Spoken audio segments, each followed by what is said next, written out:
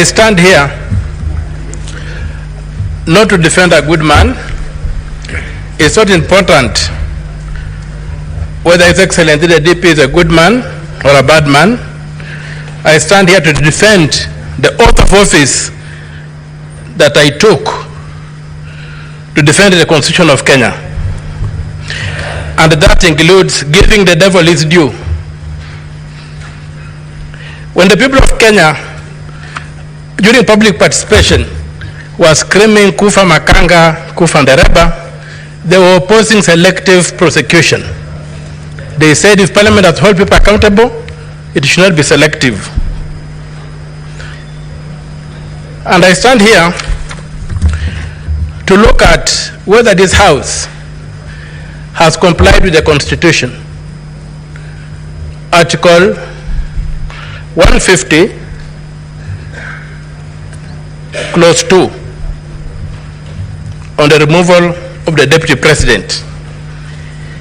The grounds for impeachment are set out in Article 145. And pursuant to Article 145, it is purely a political process, but bound by law, especially Article 25, Clause C, which requires that somebody is given a fair hearing.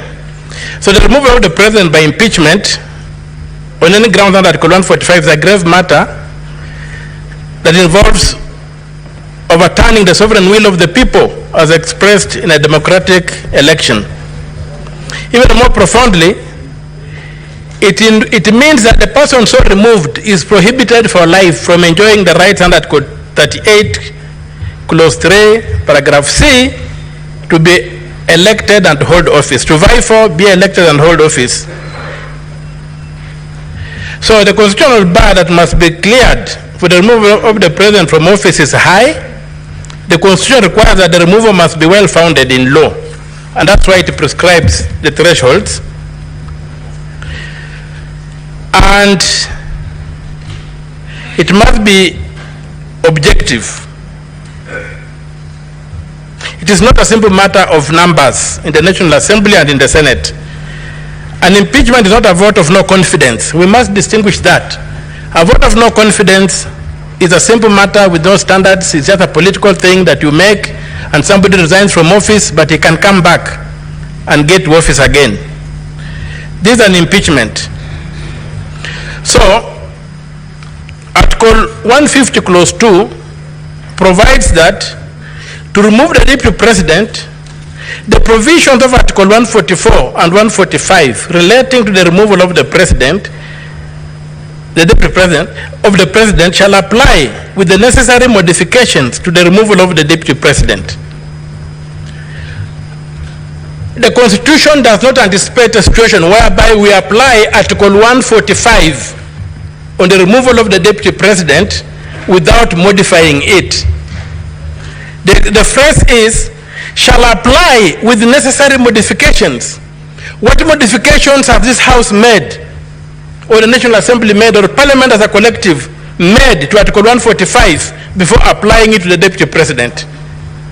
Can we impeach the Deputy President using the standard for impeaching the President, when we know very well that the President is immune to prosecution, and therefore the certain standards that apply to him won't apply to the Deputy President? So given that the Deputy President has not enjoyed those immunities, how are we protecting him? How are we ensuring that this process is constitutional? It's my submission there's a total failure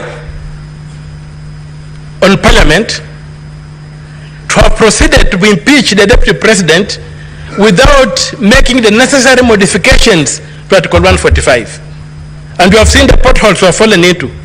It's okay for the President because the President is immune from judicial processes. But is it okay that the Deputy President should be prosecuted using the same standard used for the President?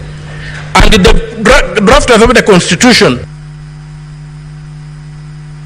Senator Ali Roba. Thank you very much, Mr. Speaker.